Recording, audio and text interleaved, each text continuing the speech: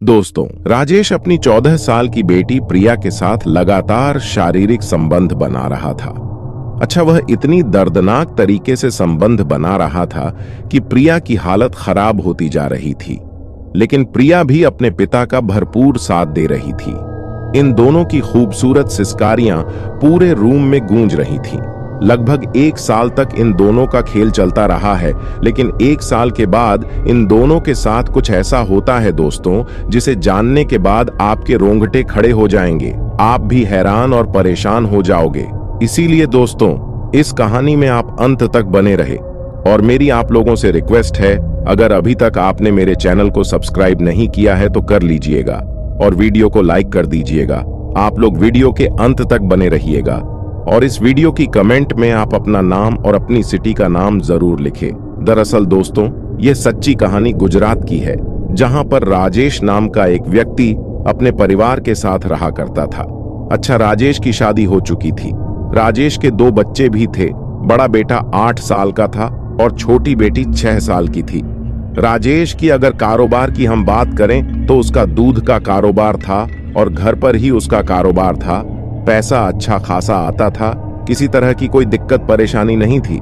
अच्छा, राजेश का अपनी पत्नी के साथ अक्सर झगड़ा हुआ करता था। जब वह रात में अपनी पत्नी के साथ संबंध बनाया करता था तो उसकी पत्नी एक ही बार राजेश को संबंध बनाने देती थी, लेकिन जब राजेश दूसरी बार संबंध बनाने की कोशिश करता था तो उसको मना कर देती थी और संबंध बनाने नहीं देती थी। इस पर राजेश को गुस्सा आ जाया करता था। वह उससे मारपीट शुरू कर देता था, उसको गाली गलौज देना शुरू कर देता था। एक दिन दोस्तों, मामला इतना बढ़ जाता है कि उसकी पत्नी राजेश को छोड़कर और अपने दोनों बच्चों को लेकर अपने मायके चली जाती है और राजेश से कहती है कि मैं तुम्हारे साथ एक पल भी नहीं रह सकती हूँ, तुमसे तलाक ले लूंगी। अब राजेश अकेला हो जाता है। घर उसको काट खाने को दौड़ने लगा था। ये सोच रहा था कि आखिर क्या किया जाए। लगभग इस तरीके से 6 महीने का समय गुजर जाता है।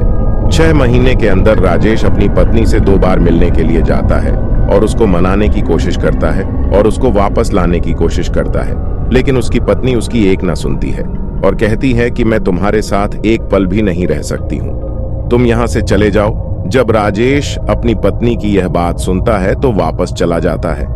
अब यही सोचने लगता है कि आखिर अब क्या करेगा वह, क्योंकि वह तो अकेला हो चुका था।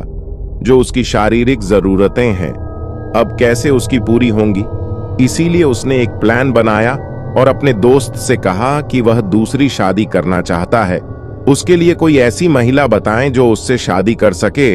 उसके दोस्त ने कहा कि आप मुझे 1 महीने का समय दे दीजिए, मैं 1 महीने के अंदर ऐसे कोई महिला बताऊंगा जो आपसे शादी कर सके।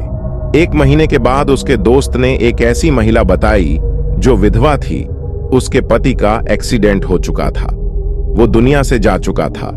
अच्छा, उस महिला की एक 12 साल की बेटी थी जो उसी के साथ रहा करती थी। जब उसके दोस्त ने यह कहा कि उसकी एक 12 साल की बेटी है और वह महिला विधवा है और शादी करना चाहती है, तो तुम्हारे लिए यह औरत बिल्कुल परफेक्ट रहेगी, आप इससे शादी कर लो। राजेश को उसकी बात पसंद आ जाती है और वह कहता है कि ठीक है, मैं तैयार हूं। अब कुछ दोस्त वगैरह मिलते हैं और मिलने के बाद एक मंदिर में जाकर राजेश उस महिला से शादी कर लेता है। अब राजेश उस महिला को अपनी दुल्हन बनाकर घर लेकर आ जाता है। इन दोनों का वैवाहिक जीवन बड़े अच्छे से गुजर रहा था।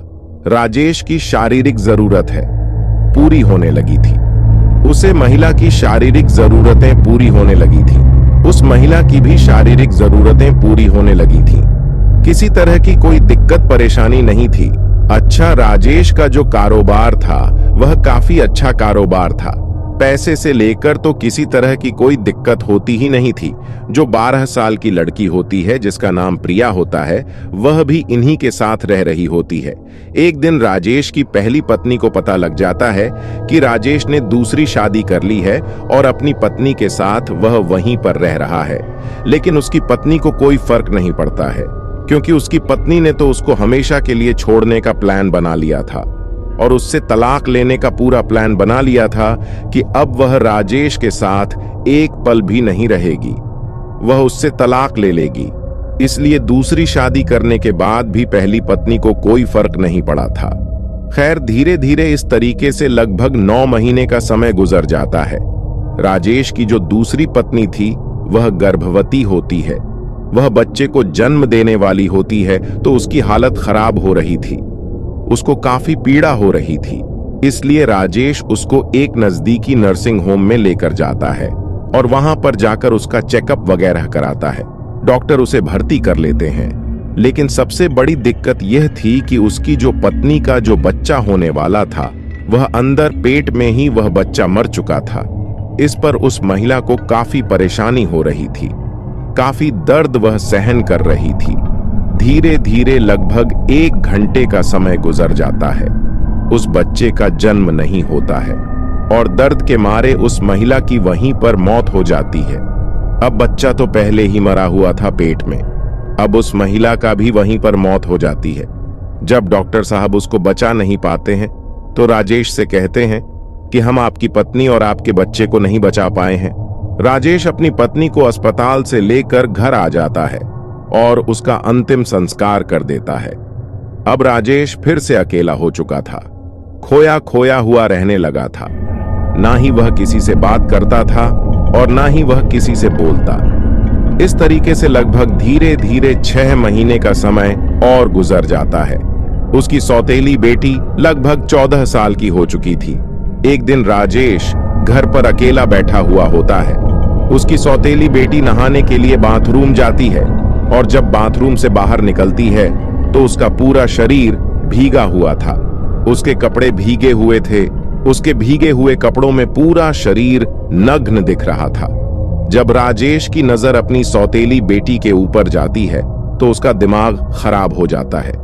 वह सोचने लगता है कि आखिर यह जो इसका शरीर है, इतना गदराया हुआ शरीर है, आखिर अगर यह शरीर उसे मिल जाए तो उसकी जिंदगी ही बदल जाएगी। क्योंकि वह यह सोच रहा था, यह तो उसकी सगी बेटी तो है नहीं, उसकी दूसरी पत्नी की बेटी है, उसकी सौतेली बेटी है। अगर यह उसके साथ गलत काम करेगा तो कोई दिक्कत परेशानी नहीं है। अब वो यही सोच रहा था तो उसने अपने दिमाग में एक खौफनाक प्लान बनाया। उसने सोचा कि इसको ब्लू फिल्म दिखा के इसको सबसे पहले लत लगाई जाए और जब उसको ब्लू फिल्म की लत लग जाएगी तब उसके साथ बड़ी आसानी से संबंध बना लेगा। अब एक दिन जो है वह बैठा हुआ था। वह अपनी सौतेली बेटी को अपने पास बुलाता है और बैठता है और मोबाइल में जो है तरह तरह की वीडियो चलाने लगता है, ब्लू फिल्म चलाने लगता है। जब उसकी सौतेली बेटी यह सब देखती है तो वह नाराज हो जाती है और कहती है कि नहीं पापा, यह क्या देख रहे हो, आप तो गंदे हो। तो राजेश कहता है कि नहीं बेटा, यह सब अच्छा है और आगे चलकर आपको बहुत अच्छा लगेगा, आपको इससे बहुत सीख मिलेगी। तो उसकी बेटी भी उसकी बात सुनकर यह सब वीडियो देखने लगती है। वीडियो देखते देखते वह उत्तेजित हो जाती है। राजेश भी उत्तेजित हो जाता है, लेकिन वह यह नहीं सोचता है कि वह अब भी उसके ऊपर हाथ डालें। वह सोचता है कि कुछ महीने और गुजर जाएंगे, उसके बाद वह उसके ऊपर हाथ डालेगा। अब उसकी सौतेली बेटी को यह सारी वीडियो अच्छी लगने लगी थी। वह कभी कभी अपनी सौतेले बाप से फोन लेकर गंदी वीडियो ब्लू फिल्म देखा करती थी। अब इस तरीके से लगभग 1 महीने का समय गुजर जाता है, जो प्रिया को अब ब्लू फिल्म देखने की लत भी लग चुकी थी। राजेश को अंदाजा हो चुका था कि उसको अब ब्लू फिल्म देखने की लत लग चुकी है। अब यह सही समय है उसके साथ संबंध बनाने का। तो एक दिन रात में राजेश अपनी सौतेली बेटी को अपने पास बुलाता है और अपने पास सोने के लिए उससे कहता है कि तुम मेरे पास सो जाओ, आज हम दोनों एक साथ ही सोएंगे। वहीं पर यह दोनों लेटे हुए थे और ब्लू फिल्म देखने लगते हैं। उसके बाद जो प्रिया है वह उत्तेजित होने लगती है। राजेश भी उत्तेजित होने लगता है, उसके शरीर पर हाथ फेरने लगता है, उसको जगह जगह से छूने लगता है और राजेश एक ही झटके में अपनी सौतेली बेटी को निर्वस्त्र कर देता है। उसके शरीर पर एक भी कपड़ा नहीं होता है। यह सब प्रिया को अच्छा लग रहा था, क्योंकि प्रिया ने जो सब वीडियो में देखा था वह वैसा ही राजेश उसके साथ कर रहा था। क्योंकि वीडियो में वह सब जान चुकी थी कि आखिर इसमें होता क्या है, कितना मजा आता है कितना क्या होता है। यह सब प्रिया वीडियो देख देख कर जान चुकी थी और उसको ब्लू फिल्म देखने की लत भी लग चुकी थी। अब राजेश भी अपने कपड़े उतार देता है और लगातार उसके साथ छेड़खानी करने लगता है। लगभग 15 मिनट के बाद वह उसके साथ संबंध बनाने लगता है। अच्छा, प्रिया को शुरू में तो अच्छा नहीं लगता है, उसको दर्द होने लगता है।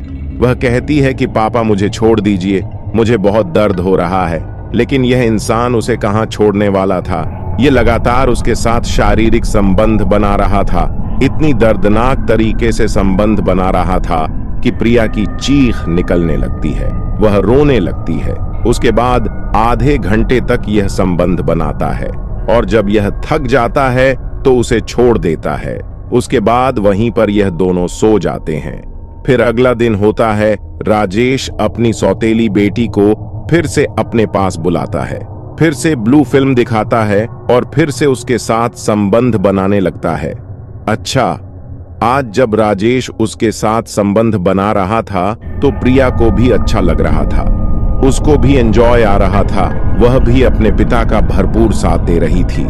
यह राजेश अपनी सौतेली बेटी के साथ लगातार शारीरिक संबंध बना रहा था। इस तरीके से अब इनका जो खेल है अब रोज चलने लगा था। अब प्रिया को भी यह सब अच्छा लगने लगा था। वह भी राजेश के साथ रोज संबंध बनाया करती थी। लगभग धीरे धीरे अब 8 महीने का समय गुजर जाता है। प्रिया एक दिन आंगन में खेल रही होती हैं। अब पड़ोस की महिलाओं की नजर प्रिया पर पड़ती है। वह उसके पास आती है और उसका बढ़ा हुआ पेट देखती है तो उन महिलाओं को समझने में ज्यादा वक्त नहीं लगा कि प्रिया गर्भवती है। इसलिए वह प्रिया को लेकर एक पास के नर्सिंग होम में जाती है और वहां पर जब उसका चेकअप करती है तो डॉक्टर यह पुष्टि करते हैं कि प्रिया 8 महीने की गर्भवती है। जब आस पड़ोस वाले गांव के लोग जब यह सब सुनते हैं तो दंग रह जाते हैं, परेशान हो जाते हैं, उनके रोंगटे खड़े हो जाते हैं। अच्छा, उन्हें पड़ोस में से एक व्यक्ति जो है पुलिस को इत्तिला कर देता है, क्योंकि यह पोक्सो एक्ट का मामला था, नाबालिग लड़की का मामला था। जब पुलिस यह खबर सुनती है तो तुरंत पुलिस वहां पर पहुंच जाती है और लड़की को अपने कब्जे में ले लेती है। लड़की से पूछताछ करने लगती है कि आखिर बेटा तुम्हारे साथ यह सब किसने किया है, क्या तुमने अपनी मर्जी से यह सब करवाया है? क्योंकि लड़की अभी न समझ थी और गर्भवती हो चुकी थी, इसलिए लड़की जो है बताने में थोड़ा हिचकिचा रही थी। लेकिन जब उससे थोड़ा सख्ती से पेश आती है पुलिस तो वह टूट जाती है और पूरी कहानी बताती है कि जो उसके सौतेले पिता राजेश है वह उसके साथ रोज रात में यह सब हरकत करते हैं और उसको ब्लू फिल्म दिखाया करते हैं।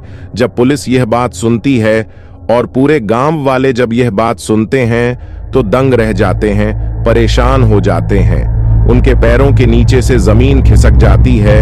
अब तुरंत ही राजेश को पुलिस गिरफ्तार कर लेती है और उसको थाने लेकर जाती है और सबसे पहले तो उसकी कुटाई की जाती है, बढ़िया तरीके से डंडों से उसको मारा जाता है। उसके बाद उससे पूछताछ की जाती है और पूरी कहानी जब राजेश बताता है तो पुलिस भी दंग रह गई और गांव वाले भी दंग रह गए। जब इसके बारे में लोगों को सोशल मीडिया और अखबारों के माध्यम से पता लगा तो लोग यह सोचने पर मजबूर हो गए कि एक बाप अपनी बेटी के साथ इतना गलत काम कैसे कर सकता है। इस बाप ने रिश्तों को ही शर्मसार कर दिया, रिश्तों को ही तार-तार कर दिया। लोग बड़े हैरान थे, परेशान थे। बाकी राजेश के ऊपर पोक्सो एक्ट का मामला दर्ज करके इसको जेल भेज दिया जाता है और इसको उम्र कैद हो जाती है। अब ये अपने गुनाहों की सजा जेल में भुगत रहा है। बाकी दोस्तों, मेरा मकसद आप लोगों को परेशान करना या फिर हैरान करना नहीं था।